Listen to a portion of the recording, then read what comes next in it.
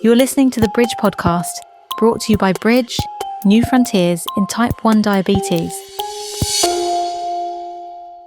Hello, everybody, and welcome to the fifth in this series of exciting new podcasts. And today, we have with us Dr. Mike Natter. Now, I'm not going to say too much about Mike, apart from the fact that he's from New York, and he is somebody who lives with type 1 diabetes. But beyond that, Mike, would you like to introduce yourself and tell us all about the huge list of affiliations and everything you've got for us? Sure, Dr. Kar, thank you. And thank you for having me. So I'm Mike Natter. I'm an endocrinologist. I do clinical endocrinology in the adult world here in New York City. I have been living with type 1 diabetes for the last 30 years as well. But my background's actually in art as well. So I went to art school and then took a bit of a 180 and went to medical school. And I've been kind of fusing my passions ever since. I mean, perfectly, but I think you probably did, I am going to say, a little bit of injustice to your whole plethora of what you have achieved. So I'm going to dig a little bit into that. So, you talked about you being an endocrinologist, but with the background of your history with type 1 diabetes and everything, what's your overview? You seem to straddle both worlds. So what's your overview about living with it, being an endocrinologist yourself? How would you put it down? So, I don't think that the physician needs to share the condition with the patient in order to have an empathetic, really healthy relationship with their patient. That being said, when someone lives with a chronic condition like type 1 diabetes, there's a lot of unspoken understanding when you see someone also with their pump or their CGM or their insulin injections. You just kind of get it. And I think when I start my visits off with my patients who are type 1 and I let them know that I also have it, it also sucks for me. And the highs and lows that we typically go over in a visit are not about judging or getting your report card. It's about, I have these highs and lows too. How can I help you to make these a little smoother? How can I make your life with type 1 a little bit easier? And how can I be the most empathetic and, functional endocrinologist for you? And, you briefly touched upon the art side of things, right? I mean, do you think it helps people? Do you feel yourself that the whole aspect you have around art, I mean, does it help you support people with type 1 diabetes? Does it help you support yourself? I mean, what do you think? Does it help? And the final bit of that is that there's yourself, there's somebody else, and as an endocrinologist, whether it has a role, and how have you seen that evolve? It's a great question. I mean, I very much believe, it's funny. So my trajectory was very different. So I was always under the belief that my background in art was a detriment. I thought if you were an art person, then you could not be a science and math person. You could not be a doctor. And I kind of held that imposter syndrome for a very long time. And when I went to medical school, I would kind of scribble in the margins of my notes these little doodles and comics and illustrations that were helpful for me to learn. And I found that when I would take the test, I could only remember my drawings. So there was a point at which in my medical training when I said, I need to just jettison all of these notebooks, buy sketchbooks, and really draw these notes out. And what I was doing was effectively creating a visual language for myself to understand this very complex world of medicine. And not only did it help me succeed, but I did really well for myself and I really understood, but I was able to retain and understand on a deep level these medical concepts. So there was a didactic component to that. But then when I went into kind of the clinical years of medical training and when I went to residency and fellowship and beyond, there's a whole other world of emotional difficulty that comes with that. We're seeing real patients, we're seeing suffering, we're seeing death, and we're working long, arduous hours, and it's difficult. And at that time, I started to draw more about what it's like being a medical resident, being an intern, being, whatever you are at that stage, and what comes along with it. And I would sometimes poke fun at it using comics, or at other times I would be a little bit more, I think, deep, talking about what it's like losing a patient or what it's like going through a code. And so there was a cathartic piece of that art for me. So again, it was still very selfish at that point. It was didactic for me. It was cathartic for me. And then when I went into my later years of training and then as an attending, I would draw from my learners. So I would draw from my medical students or my residents or my fellows and explain very difficult concepts, especially in physiology. Like when you think about endocrinology, there's so much kind of non-seen things. Like you can't really picture, the hormones kind of running around in their negative feedback, but you can draw it and create some kind of story behind it to make it more understandable. And then today, I still use it on a daily basis to explain to my patients, because when we draw something, we use visual imagery, we're flattening those barriers to understanding. It doesn't matter your language, it doesn't matter your educational background. Everyone instinctively and intuitively understands imagery. And so I really believe that everyone should be using drawing and art in their practice.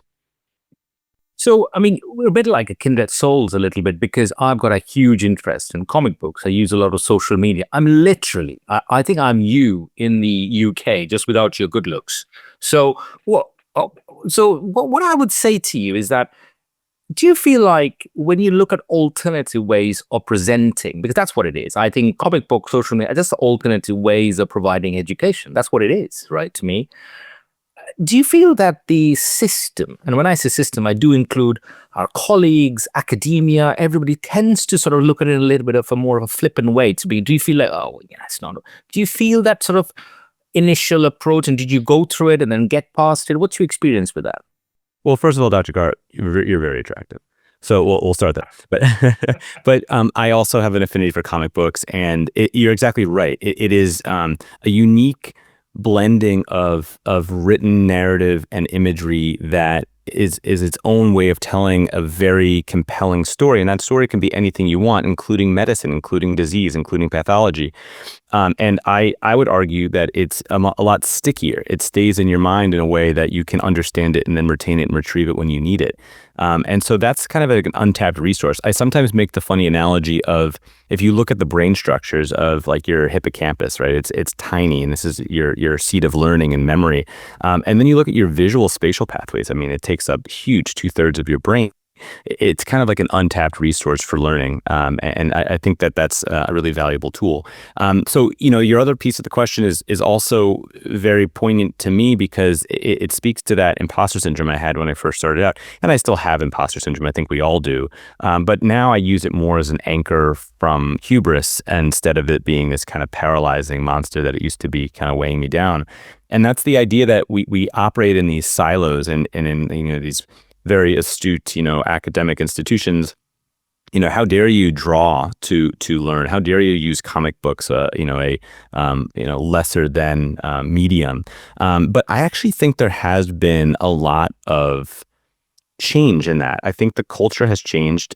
There is a more formalized kind of community of people in medicine that make these types of images called graphic medicine.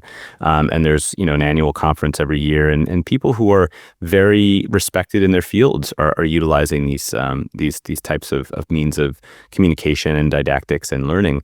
And I have to say, I've been very fortunate in my career in that pretty much every step of the way, it was welcomed. It was part of who I was, and what made my application glow for med school or for fellowship or whatever it may be. And I think there is more and more data that's coming out to show the importance and the value that academic medicine can gain from comic books. Slightly sort of connected with that, because as I said, I've been a big believer in using comic books. I think comic books by themselves have got a fantastic story about, life challenges, whether you pick a story of, I always say, Spider-Man, the teenage angst, and all this. They're very important storylines that were built. But do you feel like social media? So I am going to give you a personal view, but people ask me, what is the reason for some of the success that's happened in the UK? And without blinking an eye, I always say the engagement and use of social media to actually interact with those living with type 1 diabetes and their carers. What's been your experience of using social media? Because I know it's sometimes used a bit flippantly, but I think, you probably, geopolitics gives you a very good example of the strength of social media as to where it stood. What's been your experience in the world of diabetes with that? Yeah, so social media is so infused in our culture now, and I think like any tool and any platform, there's it's a double-edged sword. I think there's a lot of harm and a lot of good that can come from it. I think when you have a large platform, I think it comes with a responsibility to use it effectively, but also to use it ethically. I kind of fell into my Instagram following unintentionally. I'm very fortunate for it, but I never really sought out to cultivate a following. I was drawing my notes out, as I mentioned, in medical school, and I needed a place to kind of collate them, to kind of store them. And I started to dump them into an Instagram profile, and I didn't really think much of it. And then through kind of a series of fate and luck, BuzzFeed at the time did a piece on my illustrations because they were looking at people that draw in their kind of graduate school programs. And at the end of it, at the very bottom, they kind of put my link in there. And it was quite literally an overnight thing where all of a sudden I went from maybe a couple hundred followers to 10,000 in a night. And it was weird to me. But what it showed me was, to your point, there is a real power in community.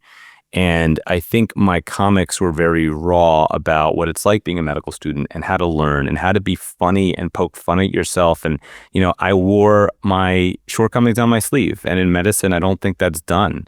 There's this kind of idea that you have to be perfect. You have to know everything. And I was very quick to say, well, no, I'm an art kid. I don't know these things. I'm learning these things, and I'm struggling to learn these things. And I think that honesty, it resonated with a lot of folks in that path that wouldn't have otherwise felt quite alone. In fact, I felt alone, and I would make these comics. And then when people would say, I feel exactly that way, people that I looked up to, people that, on the surface on their Instagrams look like they're the perfect, model of society, and also deal with these same feelings. And so I think that in the type 1 world, you can also feel rather isolated and alone and sad, or have questions or concerns that are so niche that aren't necessarily seen. And then also this normalization of things. When you see people that you look up to who are triathletes, who are artists, who are, actors and models, and they're wearing their continuous glucose monitor, and they're wearing their insulin pump, and they're struggling with highs, and they're struggling with lows, it makes you feel less alone. And that is an extremely valuable thing. So you've made the world a very, very small place in a really, really nice way. Yeah, I mean, that's a very important point to say. I think vulnerability is a strength, actually. And I think showing that is quite important. I think, and that makes you more human, I suspect, at the end of the day, which people resonate to. So that brings us nicely to the obviously current hot topic, type 1 diabetes. We are moving into the world of early detection, screening, and it just inherently feels that these channels that you talk about so passionately could become a really, really good forum, to sort of cascade that sort of message. So what would your sort of overarching view on these things? Because they're coming across hot and heavy at us. So do you feel you've got a view as to how you could be using some of the bits that you mentioned into educating, raising awareness side of things? Absolutely. I mean, I think social media in particular is pretty handy at awareness and education. And if it's done in the right way, it can really have a far-reaching effect.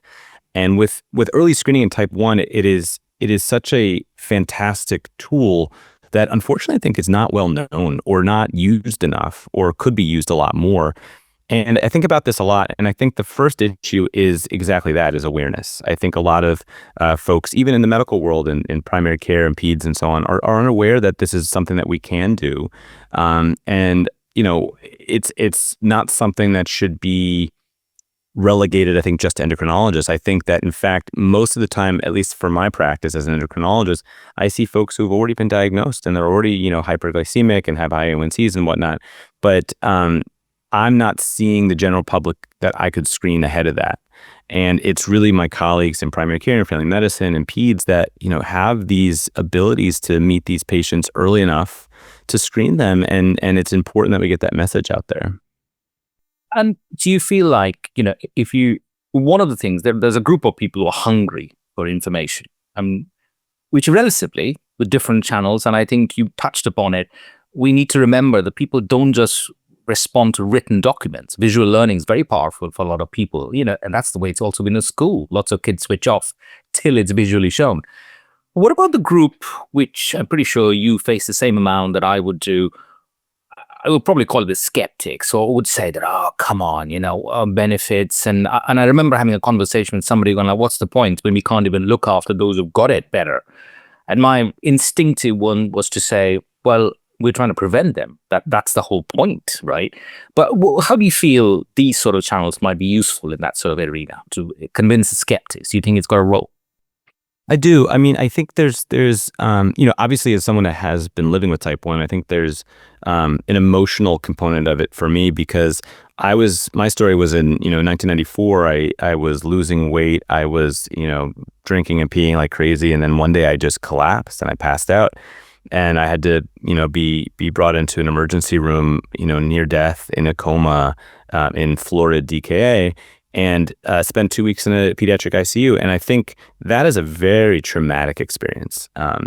And without having any medicine in my family, any diabetes in my family, anyone with any real medical conditions in my family, it was a very difficult transition to make. So the idea that you could kind of soften that traumatic blow by saying, hey, you have 2 positive autoantibodies, you have a very, very high likelihood of you becoming type 1 diabetic, in the coming future. So what can we do about that? Well, we can educate you. We can tell you what it's going to be like. We can tell you what to look out for. We can tell you how to, live the healthiest possible life.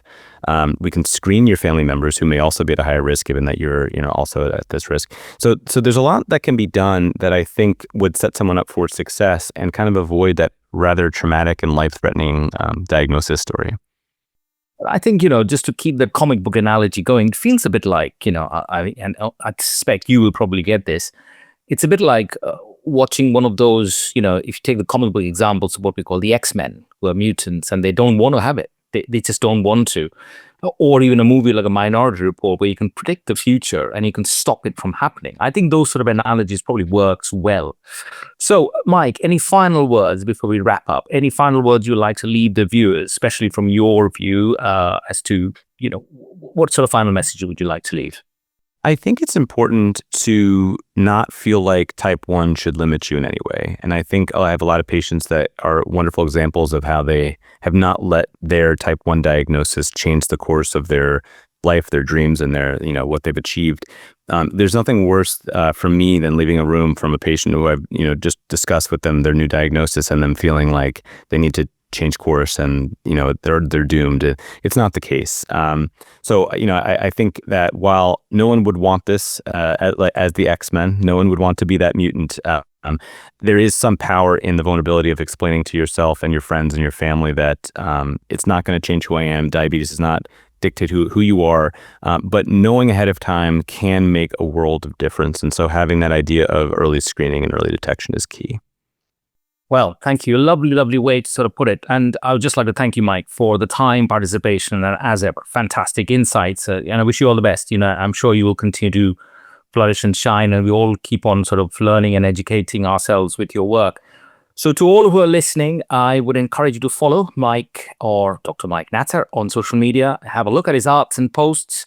Also, I'd invite all the attendees to explore the Bridge website, have a look at all the sort of large range of high-quality educational outputs there.